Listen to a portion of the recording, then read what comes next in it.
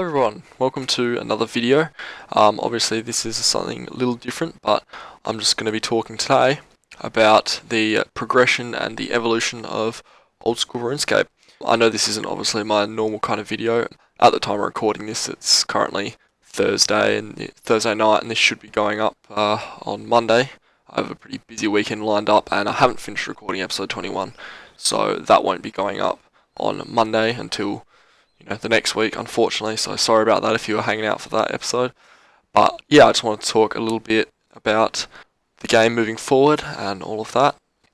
So obviously there's been a lot of rambling videos and all that coming out, and they're great, good to listen to, and this is sort of something a little bit similar, but I do have a pretty reasonable idea of kind of what I want to talk about. So obviously this is just going to be clips of me soloing Saradomin, because obviously that's the main point of my series at the moment, and I'm not showing a lot of the sort of behind the scenes, so I guess this is about as close to it as it comes, but I may end up uploading other runs just on a separate channel or in another playlist or something. But anyway, let's get stuck into it. First of all, I want to just start a little with my RuneScape history, because I'm sure a lot of you don't actually know, because I don't live stream, so you don't get a lot of the little details. But I just want to talk a little bit about how I started RuneScape. I started playing. I hear a lot of people say, I started playing these years. I played this year and this year till this year. I don't properly remember exactly when I started playing RuneScape. I know it was RuneScape 2 at the time. I feel like I was younger, but it must have been about 2003 or 2004 when I started playing. I never had a membership account. All the way up until I stopped playing in around 2007. A few of my friends did, and I was always extremely jealous, but I could never use my parents' credit card, unfortunately, and I had no way to pay for it myself, which was very unfortunate for me. But nevertheless, I played free-to-play amongst over various accounts, nothing spectacular. I reckon, maybe 70 woodcutting might have been my biggest achievement. So yeah, I was no stellar player, but I did obviously have a lot of fun with the game up until around 2007, and I just kind of stopped then. I started playing other games, and I'd log in, every now and again, make new accounts every now and again, but didn't play anything regular. I never really played with HD graphics. I never really played pre-EOC, and I never played with the evolution of combat, with the exception of in the past couple of years when I've just logged in, purely finished the tutorial and just traded for bonds and stuff, but I've never, what I'd consider, played the game. And then in January of 2014 was when I started back playing Old School. One of my best friends from primary school, who I always used to play with, and he was actually one of my mates who had one of those membership accounts that I was so jealous of, had told me he'd started playing. He was actually botting at the time, which is kind of funny, but I kind of got myself stuck into Old School RuneScape, and I had a lot of time on my hands because I just finished high school, and I got really stuck into it. I had a main account, which I then sort of stopped playing for an unofficial Iron Man, and now obviously, if you've been on my channel at all, you'll see I'm now playing Grumpy Man, Iron Man, which I've been playing pretty considerably up until maybe a month or two ago, just because I've started uni, and it's kind of taken a bit of a backseat, but I am still obviously into it and play it with as much free time as I can. So that's a brief rundown of my history. So I feel like that's an important point to make, because I didn't play pre-OC, didn't play Evolution of Combat, so all my ideas, all the kind of thoughts I have on it are pretty, I wouldn't say irrelevant to RuneScape 3, but they don't draw from any bias that I have from that game. So the best updates I want to talk about, first of all, that we've already seen in the game. I think most people can agree that these are at least up there with the best updates. They haven't harmed the game any particular way. We've had rooftop agility. That was a huge one. That was right before I started playing, actually. So that's always been here while I've been playing Old School. The Motherlode Mine, that was a huge hit, obviously. It's a nice alternative to the classic mining training. The Wilder Rejuvenation, that was a huge one. For PVMers, for PKers, for even skillers with the black chin chompers and all of that. It's really good. That was definitely one of my up there updates. And although I'm not a PKer at all and I have very limited experience, I think it's safe to say that Bounty Hunter was quite a big, important and well received update to the game. Now, with the exception of Bounty Hunter, I'll talk about the others. Rooftops, Motherlode Mine, Wilder Rejuvenation, they're all unique to Old School RuneScape, right? Yeah, it's not content that's been brought over from pre-OC or EOC. Oh, I suppose while we're at it, I should throw in God Wars Dungeons there, because although again that was one that I've always been playing with while I've been playing Old School, I think it was released a few months after the archived version for Old School RuneScape. So, but I think that still fits into the Old School sort of category. It's somewhat original to the game and all of that. So yeah, Rooftops, Motherlode Mine, Wilder Rejuvenation, all of those 3 updates were completely unique to Old School RuneScape. They didn't just take over ideas that people liked from RS3. Sure, some of them might have taken some elements of it, but they were by and large very unique updates. The wildy bosses and all of that, the resource arena. And again, I may be even wrong on some of this stuff because I have not got the EOC experience, but from my understanding, they are unique to Old School RuneScape. And they have been the best received updates. We've also seen updates like some stuff that's been brought over from EOC. I know there's a lot of people wanting stuff like Dragon Claws. Bounty Hunter's a hard one because it is obviously from pre-EOC, but it's implemented in quite a different way, I'm led to believe, than it was in pre-OC. So that's sort of in a category of its own. But I just want to emphasize the fact that Old School RuneScape is its own game. It's going in its own direction, and it's not pre-OC. I know there are a lot of, especially PKs, but there's a lot of people who really enjoyed pre-OC, and that's completely understandable. And they want to be playing, if they had a choice, pre-OC, what is it, 2009-ish, I think, 2008-9 is the kind of, even 2010 is the kind of time period where people were really, really into it. And they would, if they had the choice, that's the version of the game they would be playing. Second to that, they'd pick Old School, and third to that, obviously, EOC. But what we have is Old School, the classic sort of, for me, it's the iconic RuneScape 2, basically. So it's really kind of a difficult balance in where we go forward with the game. Obviously, we have the new content coming out, and that's going to be a really unique piece of content, and I think that is going to be a huge. But some stuff, I know there's a lot of stuff that people want to be bringing over from the current RuneScape 3. Things like stronger weapons, different bosses, and skilling methods, even the new skills, stuff like summoning, divination, all of that. People want to see that in Old School RuneScape. As a whole, I think it probably doesn't quite fit Old School RuneScape.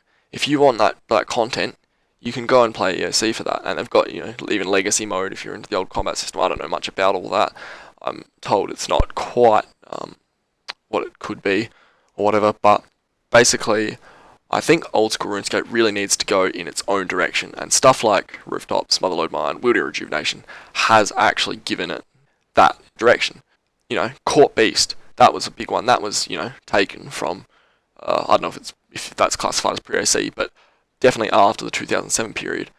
And while it's still, it's not dead content, and it is still used, it was massively hyped, and it did kind of fall flat, how I feel, with the community a little bit, just because it was so hyped up, and, so that did fall short a little bit, I think. And basically, the thing I'm trying to get at is that Old School really does need to go in its own direction. Zaya is going to be a huge part of that, obviously. Shout out to Reach for his commitment to that project. It's going to be a huge one, I think anyone can tell. So what I would like to see from that? Well, there are some things, obviously, though, that come from RS3 that would actually benefit this game. I want to kind of just take a step back from that and just look at the lore of this game. There is, a lot of lore around this game. Some of it's just, kind of wriggled in to fit around content and give it some context. But a lot of it is quite integral and a big part of the game. You've got 3 main gods. Even, when I was a little kid, free-to-play noob, didn't really know much about the game I was playing. I knew, the Saradomin, Guthics, Zamorak kind of balance that was going on. And we've obviously got the other gods, all sorts of different storylines running here, there, everywhere, especially with all members' quests. So I think it's important to sort of respect that lore going forward. I mean, I don't think that's a very debatable point. I think most people would agree with that. But I also think there's a lot of room to build on that lore going forward. So stuff like, even basic stuff like, we have bronze dragons, we have iron dragons, we have steel dragons, and we have mithril dragons. What's the next metal when we go up? We've got adamant and we've got rune, they're the smithing metals. I don't think you'd ever see dragon dragons, but rune dragons and adamant dragons are definitely updates that would make sense in context of the game and the lore to see in this game at some point. That's stuff that could definitely come with Zaya. There's also things like bosses. We have, the God Wars. We have Bandos. We have Armadil. We have Zamorak and Saradoma. Guthix obviously is sort of a bit separate in its own. And then there's, Zaros or, Ancients, which is again a slightly little different character, bit of its own. But if they were to come out with, the old school team were to bring out updates that included some sort of Guthix following boss or a Zaros following boss, I think that would make perfect sense in relation to the lore of the game and could really offer the game something new and unique. And I've actually had this discussion in, I think it was a Sick Notes chat, in his stream chat, saying that someone pointed out to me that, is it Nex, I think? Virago, Nex? One of the RuneScape 3 bosses is actually supposed to be a Zaros-based following boss, sort of, if that makes any sense. But I would just love to see something like that. Having read up on a bit of lore and questline stories, it would make sense, I think, to have some sort of Zaros-based boss. It doesn't have to have anything to do with Nex or RS3 or any of that. I would love to just see. I've even started writing up a little document which I'm hoping will be relevant enough to the next player design content competition to actually submit, because that'd be cool, I think. But yeah, a Zaros-based boss would be really cool with a Staff of Armadil drop. I don't know. I'm told there is a Staff of Armadil in RuneScape 3. It doesn't have to have any relevance to that. In fact, I think, just personally, obviously not anyone has to share this opinion, but I think a higher DPS, sort of, quicker attack speed but lower max hit staff would help balance the magic part of the combat triangle a bit better. And yeah, just in fact, I'll link in the description. I've got a whole selection of ideas and just things that I wrote up back when my internet was down a while ago, a few months ago now. I think it was the end of last year. Just sort of ideas and stuff for the new continent as soon as it was, not long after it was announced. There's stuff, I've put stuff like some new skilling expansions, Hunter, even Slayer. What else? Different bosses. This idea of like rare creatures and stuff. I mean, if you're interested, go check it out. But basically, what would be fairly unique updates and would move the game forward in a way that makes sense. Now, things that I don't want to see is stuff that just, I know there's such a big PKing community and PVM community. That's the three basic communities. You've got the skilling and efficiency community, you've got your PVM community, and you've got your PKing community. Skilling community, they just want to get XP basically. Your PKing community, they always want better armor, better weapons. They want things to get more and more powerful. And PVMers, they want the content that drops that so they can go and they can hunt down these stronger weapons and armor and all of that. The problem is, we're getting to a point where the strongest weapons and strongest armors are having really, really quite high DPS and really high max hits. You've got the Dark Bow, I think it's a 96 or 98 max hit. You've got AGSs which can hit into the 80s. And they're, obviously best in slot items. They're expensive, hard to get hold of, hard to use effectively. But the point is, they are the best weapons that you can get. And then you've got things like Whip for DPS. Whip's obviously put on a huge amount of damage in pretty short periods of time, over and over again. And the problem is, those are the best in slot, which is fine. But if you're going to keep introducing more weapons, more armor, all of that, you're going to actually end up with either dead content, because the stuff that you're bringing in is either not going to be as good as the stuff that you've got already, or the problem is it is going to be better and people are going to use it, but it's going to get to a point where it's going to almost, I don't know the best word for it, but flood the combat system. You get kills too quickly, or if you know, in the case of armors, you're going to end up just putting on no damage. And eventually, I think it's going to get to the point, I'm assuming this is actually how it happened with RuneScape 3, but you're going to hit the point where the whole combat system is just going to need to be reworked, because suddenly there's just no room for any sort of movement with new items and stuff. So I think, honestly, in terms of at least weapons and armor and all of that, those updates are going to need to take a backseat for quite a while. That's just how I feel about it.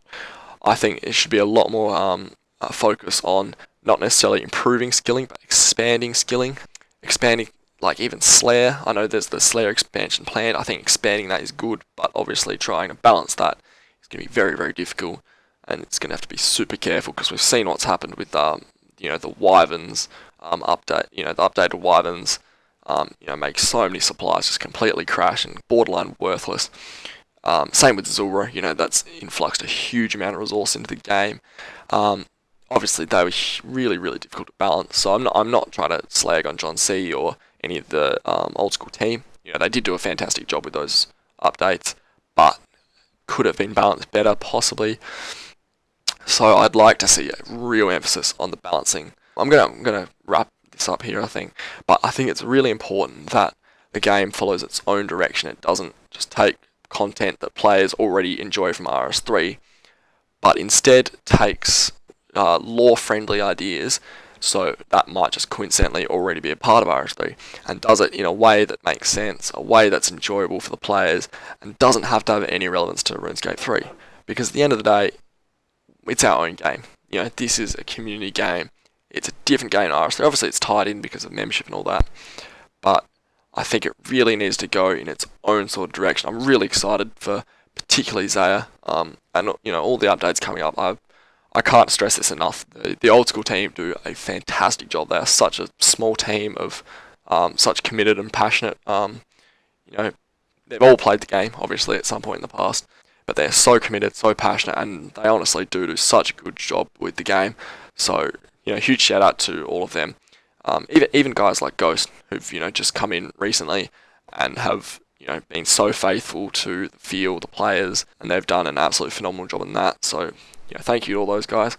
And I must say, I have such good confidence in how those guys are going to take the game forward. But the confidence also needs to be reflected in the community, because obviously we make the final choice on how things are brought into this game. So, you know, if we don't vote for it, it's not coming. So I would love it if some of you guys would just kind of take a few of the thoughts that I've offered. Sorry, it's probably pretty rambly and messy and doesn't make a whole lot of sense, but I hope you can take some of those thoughts, just digest them. Obviously, you don't have to agree with everything or even anything that I say, but just think about how you want the game to move forward and where you see it, you know, in a year, 2, 3, 4 years, etc., etc. Just think about how you want this game to be.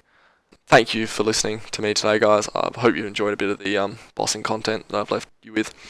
Update video 21 will be out next week, and I should have a prayer guide coming out. It might be in multiple parts in the next month or two.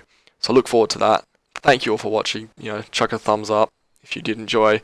Leave any comments you have. I'd really love to hear feedback, whether you leave that in the comments here or head over to my Twitter and just tweet me them. I really would love to just get a discussion going. That's something I'd really love to do. But thank you all very much for watching. Hope you enjoyed the video, and I'll see you all with the next update video.